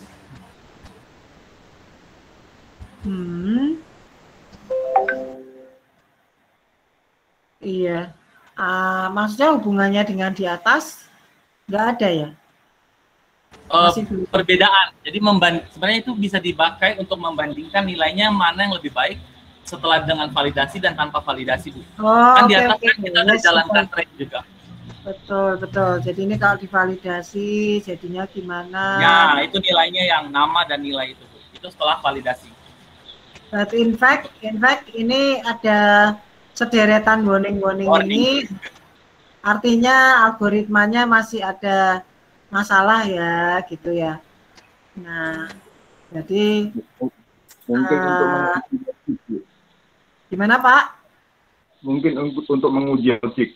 Jadi logik yang kita masukkan ini sudah tepat atau belum, makanya dibuat perbandingan. Oh ya, betul. Mungkin. Ini Mas Daniel, benar nggak Mas Daniel kira-kira gitu? Ya. Iya Pak, tapi dengan tentunya kalau dengan validasi itu latihannya ditambah kayak gitu. Oh, iya. Jadi Oke. Iya, yang pertama data train, terus ada data validasi, nanti baru bisa dipakai juga data test. Jadi sehingga data test itu adalah data yang benar-benar baru. Belum pernah si model ini ketemu sama sekali. Kayak begitu. Ini X-nya diganti X apa? Atau tetap X data ya? Enggak, kalau misalnya kita mau pakai K-fold, X-nya bisa X semuanya. Nanti validasi, dia akan mengacak random lagi untuk ambil. Jadi dia akan membagi datanya itu dalam KK untuk dipakai sebagai validasi. Begitu. Sepertinya ya, gitu ya, sekilas. So, ya, apa kesimpulan? Katakanlah sebetulnya ini nggak cantik karena warningnya banyak. Terus, jadi kalaupun kita masih paksakan gitu ya, itu logistik regresinya kan udah nggak sebagus yang tadi kan. Tadi kan bagus nih, sekalipun dipaksa ya masih ada warning. Ini tarat gitu, karena di bawah sana itu saya pakai logistik regression gitu untuk menjadi keputusan saya. Nah ini anggaplah begitu ya. Tetapi dengan divalidasi ternyata jelek, sekalipun ini warning ini menjelaskan bahwa sebetulnya we cannot rely on that value gitu ya. Kalau kita lihat random forest yang lebih bagus gitu ya. Ini kalau orang bikin paper itu disembunyikan itu di sana itu yang apa? Yang panjang lebar itu. Oke, ya jadi harusnya diteliti lebih lanjut. Kenapa ini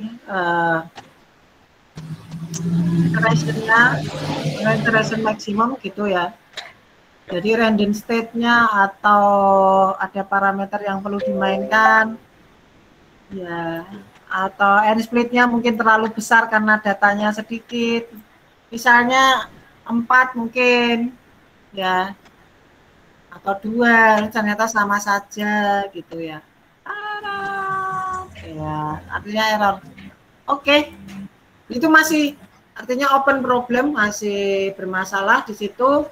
Ini kita mainan saja gitu. Nah, artinya gini, ketika kita ingin menjawab analisis, pilihlah yang kira-kira yang reasonable gitu aja. Bagian yang menampilkan tabel akurasi, kita menggunakan menu Seaborn untuk itu.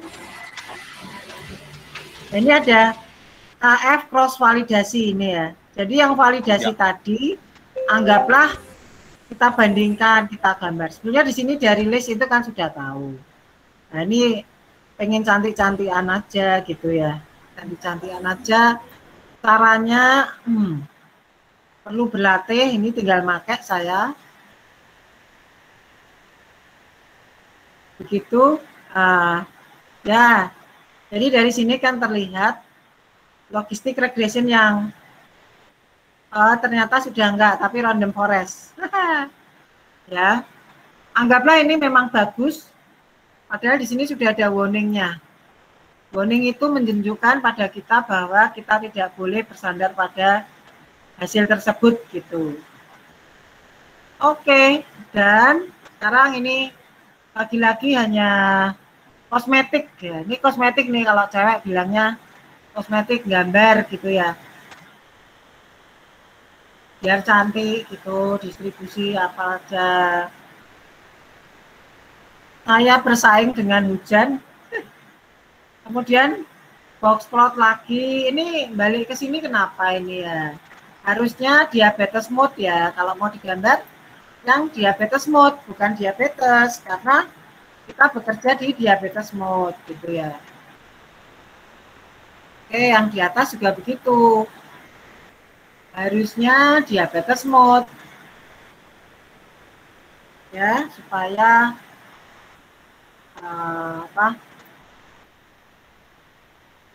ini syarat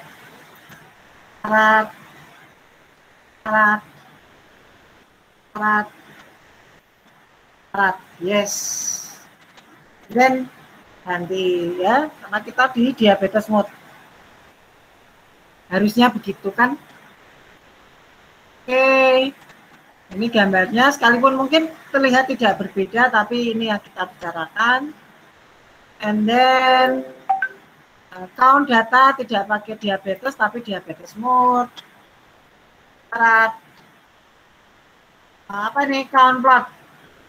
Apa sih count plot untuk apa nih? Kehamilan count plot. Kehamilan, oh pada ada yang bulan yang diukur yang tidak hamil itu banyaknya orang gitu ya. Yang hamil sampai 14 bulan di sini ada tapi sedikit gitu. Mungkin orang sana sampai 14 bulan ada ya. Kalau Pak Surya katanya di kandung 11 bulan. Misalnya. Ya. Biasanya kan 9 bulan 10 hari rata-rata kita ya. Oke, kemudian ini data sudah bersih, dikoleksi, diolah hanya data bersih ya. Ini udah loh, kok ini naik lagi kayaknya ya. Awi? Oh no. Ini kayaknya diulang. Oke, ini diulang aja gitu ya, diabetes mode, menyimpan data. Dan oh ya, ini saya belajar untuk hanya ngecek aja sebetulnya. Ya, menyimpan data di file diabetes mode ke CSV ya. Jadi artinya clean diabetes gitu ya. Kemudian memulai pemodelan, model yang terbaik adalah anggaplah tadi yang warning itu tidak ketemu. Ya, jadi kita pakai anggaplah logistic regression ini karena saya ingin menunjukkan dengan logistic regression gitu ya. Gimana sih ya memanggil data yang sudah tersimpan kemudian dipanggil kembali untuk diolah. Sudah cocok memang data yang kita panggil itu Dan ini di sumber yang lain, clean diabetes kita panggil, ya data head, data itu, kemudian ya proses yang sama kita ulang, and then oke, korelasi antara apa? Oh, ini kok data head ya? Nah, jadi saya memberi nama data head. Oh ya, clean diabetes, kemudian diberi nama data, jangan lupa ya. Jadi yang data mode tadi seharusnya sudah, kita bisa pakai data mode tanpa membuka file, tapi ini mungkin terpotong gitu ya. Artinya kalau menyimpan data yang bersih pada suatu file gitu ceritanya. Itu kemudian kita panggil lagi, kemudian diberi nama data, kemudian kita mainkan. Begitu, and then kita melakukan proses statistik sederhana dengan melihat korelasinya. Begitu. Ya, kita visualisasikan. Begitu ya, nih. Ada yang faktor berkorelasi rendah. Mana sih korelasinya rendah? Kok bisa ngomong korelasi rendah? Ini judulnya ya. Ini nilai korelasinya kan tidak kelihatan nih ya. I-log 5. Oh, ini menunjukkan I-log 5.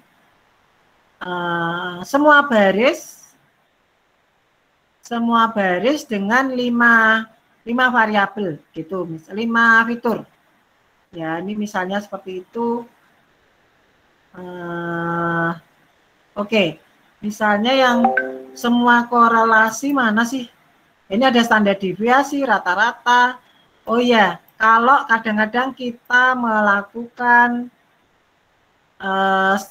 standarisasi, ya, seperti yang saya sampaikan mungkin bahwa data itu punya satuan yang berbeda, kadang yang mungkin terlalu besar dan terlalu kecil. Nah ini ternyata ada ya standar scalar, and then ditransformasi, transform. Kalau kita cek dengan statistik sederhana itu dia antara X mean rata-rata ya data dikurangi rata-rata per standar deviasi, itu formulasinya.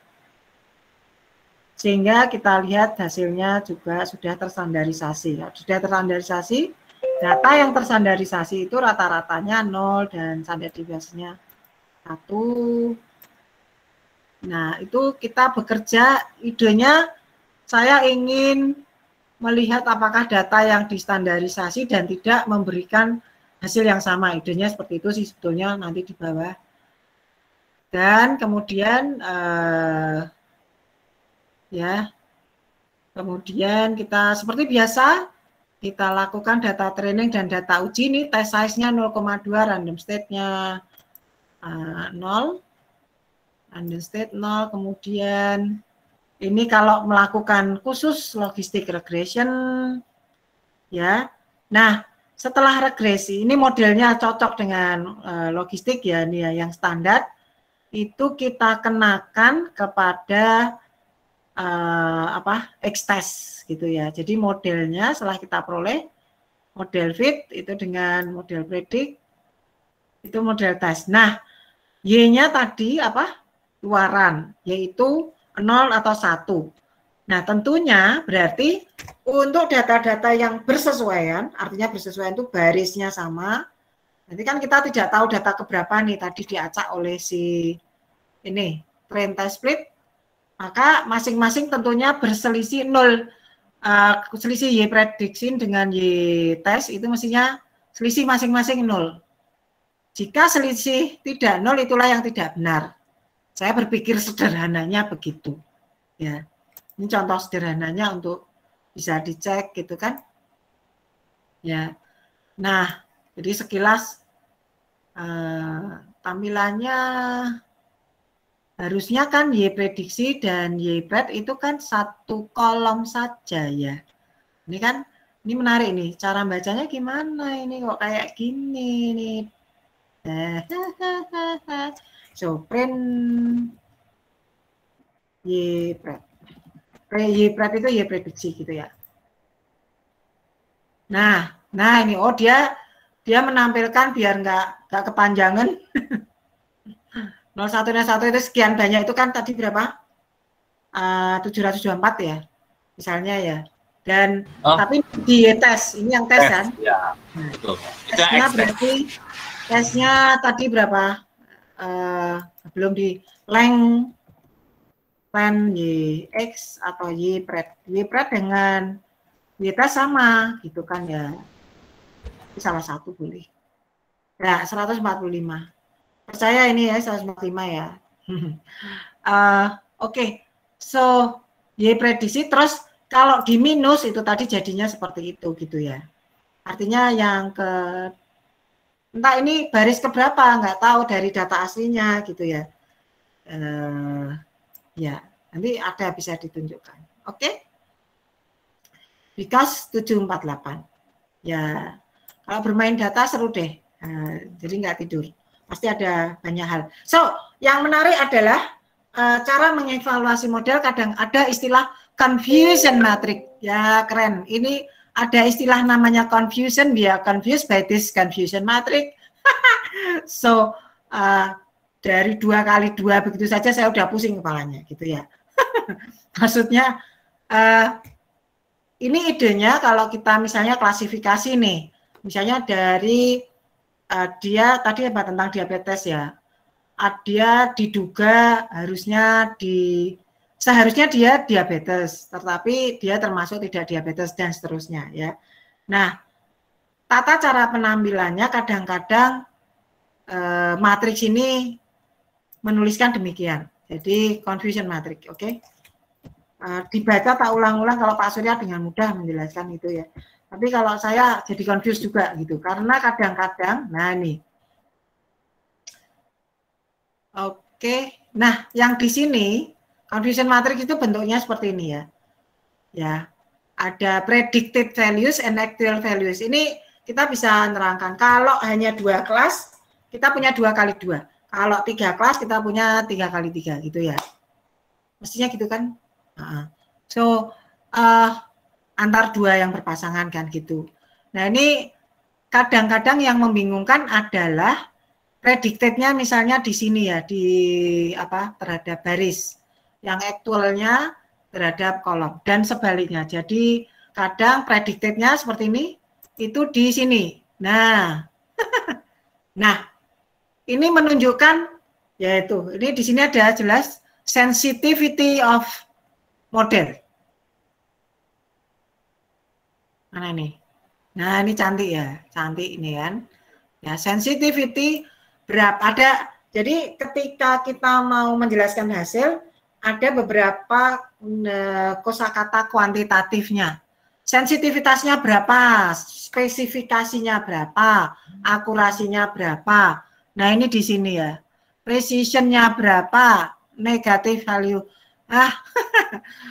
Saya kira kalau di statistik ini ada tipe 1 error, ada tipe 2 error gitu ya di sini. And then di sini ada true positif, jadi memang aktualnya positif, prediksinya positif. Artinya antara model dengan data itu di sini tingkat kebenarannya di sini gitu ya. Ada sebanyak kalau tadi misalnya di situ ada sebanyak 81 misalnya. Nah, saya belum lihat ya, misalnya ini metric confusion matrix itu apakah kalau terbalik ya di sini kan ada ya, kalau terbalik di sini predicted sama actual apakah berbeda gitu ya pemahamannya ya. Tipe 1-nya kayaknya di sini, tipe 2-nya di sini. Kalau predicted-nya di bawah, artinya yang baris gitu, yang kolom dibalik gitu. Oke. So jadi kita bisa mengatakan sensitivitas model, spesifikasinya, akurasinya seperti apa berdasarkan nilai-nilai yang di sini gitu. Confusion matrix with advanced classification matrix gitu ya. Indeed confuse us. Indeed confuse us. Oke. So, nah ini tinggal panggil di sini. Ya. Kalau dicermati boleh ya. Saya biasanya pakai seperti ini misalnya ya, PP kelompok 181 per, ini maksudnya dalam persentase, tapi ini salah ternyata ya, harusnya bukan di tes ya, masih salah ini. Hapus saja lah, jadi nanti pada membingungkan ya. Nah ini juga nggak usah. Kira-kira begitu, sudah 752. Kemudian ini contoh lakukan regresi dengan dasar, regresi logistik dengan yang dasar. Ini cocokkan model dengan data. Artinya cara yang lain yang lebih mudah gitu ya, yang standar aja gitu ya. CNN-nya juga sama. Terus ini apa Ki? Nah, ini di logistik regression itu ada namanya ROC curve. Ya, ROC curve itu ROC-nya itu adalah, lupa aku. ROC-nya apa ya? Ada namanya nih, mungkin yang buat. Ya, ini di sini akurasi dan presisi ini sudah ada fungsinya di situ. Karena tadi ada pernyataan akurasinya berapa, presisinya berapa. Jadi akurasinya 75%, presisinya 64%. Kemudian kita kembali skor akurasi ya ini ya, ada skor. Kelenger ya. Nah terus kepada siapa kita percaya? Terhadap akurasi kah? Apa terhadap presisi kah? Ini tergantung pengambil keputusan begitu ya. Nah kalau kita lihat sekilas, untuk data ini mungkin kurang bagus gitu ya, mungkin ya, akurasi 75%. Nah kalau ingin meningkatkan akurasi bagaimana? Nah nanti harus ngoprak programnya atau parameternya. Ini apa lagi? Ya ini tentang bagaimana ROC value ini meningkat gitu ya di sini ya. Ini kita lihat konvergensi dari sisi konvergensi. Ya, sebetulnya sudah menuju konvergensi. Saya tidak mau banyak katakan karena tidak saya pelajari gitu ya. Nah, ini contoh-contoh saja, selebihnya kalau kita menggunakan masing-masing artinya secara terpisah. Kalau tadi kan digabung nih gitu ya. Saya ingin mencermati masing-masing supaya saya bisa tahu mana sih ya nilai untuk masing-masing model, prediksi masing-masing model gitu ya. Kemudian nanti digambarkan seterusnya. Kemudian ini kalau confusion matrix untuk terhadap gradient boosting classifier bagaimana dicermati begitu. Dan ini hasil regresinya dengan gradient boosting. Ini mana nih? Tarat. Ya. Oke. Nah, ini contoh. Learning rate. Ya. Di gradient boosting classifier itu ada namanya learning rate. Laju belajar. Nggak enak kan? Bahasa Inggris aja ya. Learning rate. Jadi ada parameter learning rate yang kemudian saya mainkan gitu ya. Untuk penelitian kayak gitu ceritanya.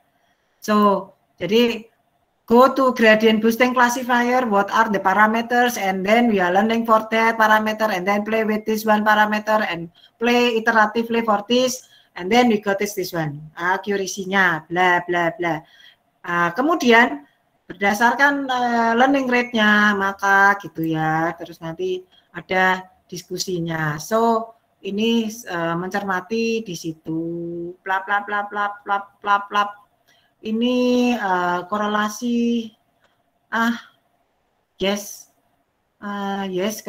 korelasi ini paling gampang untuk dilihat. Ini dan masih banyak lagi, yes, plot ROC-nya, masih banyak gitu ya. Well, itulah kira-kira mainan dengan data. So semoga menikmati ya Daniel, saya kira itu saja ya Daniel. Boleh Bu. Ya, sedikit tambahan soal. Gimana? Boleh tanya sedikit Bu? Boleh, silakan Pak. Ya Pak. Tadi kan hasil akurasinya mirip-mirip ya Bu ya. Kalau menurut Bu Hana mengartikan hal itu bagaimana Bu? Nah kalau saya karena angka itu mirip-miripnya karena dia signifikan gitu ya. Signifikan, perbedaannya signifikan. Jadi selisih 0,001 mungkin perlu diperhatikan. Itu. Ya kan? Kalau jadi di tempat yang lain secara statistik kan kalau mirip-mirip itu tidak berbeda secara signifikan gitu kan ya. Ya monggo. Ya monggo gitu. Tapi kira-kira seperti itu. Gitu. Pulang yuk ngantuk. Wih, Pak Surya minta pulang, aku udah sampai rumah. Nah, jadi kenyataannya begitu Pak. Di beberapa kasus data-data itu akurasi mirip-mirip, tapi toh tetap dipandang apa namanya, dipandang signifikan Pak, berbeda gitu. Benar ya. Ini di rumah. Kira-kira gitu Pak. Ya, terima kasih Bu. Jadi menurut saya ya, nanti kalau ingin angka akurasi itu akan dicek secara statistik, pocket gitu ya, melupakan itu data dari mana, anggaplah angka-angka itu adalah daftar bilangan yang kemudian diuji secara statistik bahwa itu berbeda atau tidak ya, seperti itu. Hujan gitu ya, dan lagi. Ya, sedikit tambahan mungkin dari saya, ini pengalaman aja sih. Misalnya tadi itu kita harus tahu ketika kita hitung akurasi, kita ambil siapa untuk menghitung, karena kan misalnya kayak regresi aja tuh untuk mengetahui nilai regresi itu bagus tuh kan ada R2 score, ada siapa lagi, ada p-value, ada F untuk melihat, untuk mengevaluasi ya. Nah kalau kita cermati tadi tuh ada beberapa, kalau misalnya setelah data divalidasi itu kan nilai skornya diambil dari validation score model. Jadi dari validation score model, nah diambil nilai skornya itu sebagai tingkat akurasi. Nah itu kenapa evaluasi itu nggak cuma satu Pak. Jadi evaluasi itu bukan cuma soal skor. Kalau memang cuma pengen tahu aja mana yang lebih bagus berdasarkan validasinya, ya udah berarti langsung ambil R2 score aja yang lebih besar siapa, udah itu yang paling baik. Tapi kalau misalnya mau lihat, karena kita ini bekerja dengan waktu, pengen tahu siapa yang lebih cepat, nah itu ada pertimbangan. Itu kenapa tadi Bu Hana ikut menjelaskan juga, menghitung learning rate, menghitung ROC ya, melihat kurva ROC-nya. Nah itu semua adalah salah satu teknik dari mengevaluasi model. Sehingga nanti keputusannya bergantung kebutuhan kita carinya yang mana. Kayak gitu, mungkin sedikit tambahan aja Bu. Oke Mas. Ya, minggu depan janjian katanya Mas Taufik mau sharing kan? Ya Bu, hari Selasa ya. Oke, sip, hari Selasa siap ya. Nanti kita bikin kayak berita acara untuk kerjasama antar KSW, fakultas saja biar gampang. Kalau KSW kan harus sampai Prodi. Ya kayak Rektor, semacam berita acara. Hah? Gimana? Ya betul Bu. Betul. Prodi. Ya enggak apa-apa. Prodi fakultas. Ya. Fakultas kalau dekannya oke ya fakultas, kalau enggak ya berprodi, fine gitu ya. Mana mahasiswanya Mas Taufik kalau enggak ada? Nurosi ini ya? Ada Ahmad Fariski. Ya, ini kebetulan saya cuma share ke satu kelas saja yang data mining. Kalau yang sistem cerdas kayaknya agak kurang pas karena materinya saya bedakan Bu antara yang sistem cerdas sama yang data mining biar nggak double. Ya nggak ketumpuk sekalipun beririsan ya. Iya. Boleh, ini basicnya. Nanti kalau pas AI boleh nanti di-join di kelas AI itu ya. Iya. Saya kira itu Daniel. Kami juga. Ya Bu. Hanya menginformasikan sih ini sedang dikembangkan, harapannya bisa masuk sampai deep learning. Ya gitu. Jadi kami tuh tetap update kayak temanya supaya bisa sharing bareng-bareng dengan teman-teman. Terima kasih Bu Hana yang sudah meluangkan waktu, berbagi bahan dengan kami. Yes, oke, senang semua bisa mengikuti, semoga bermanfaat. Ketemu besok dengan ide yang sama, pernik-perniknya, tapi Daniel juga membagi Atantia dan saya gitu ya. Idenya sama. Jadi kalau Taufik ingin bergabung itu boleh lihat dengan mahasiswa Tapi idenya sama kok, hanya datanya dari oil gitu ya. Data dari minyak kayu dan tapi terus. Oke, gitu. Terima kasih. Selamat malam. Senang bertemu. Selamat istirahat. Pak Taufik, Pak Heri, Pak Rio, dan teman-teman mahasiswa 2021 jangan lupa absen ya di siasat. Baru 3 orang. Oh, yes, sip. Itu ya, sampai bertemu Kak. Selamat malam. Selamat malam. Semangat Heri, Pak Rio. Selamat malam. Semangat Pak Taufik. Terima kasih Mas Ahmad Faris. Terima kasih. Terima kasih Kak, Bu Hana. Ya, Pak Yedi. Ya, siap. Kita tutup. Siap, Bu. Terima kasih, Bu. Oke, aku lari jemput Pak Surya ya pakai mobil. Siap. Dia bawa sepeda, Oh, pantas. Ya, Bu.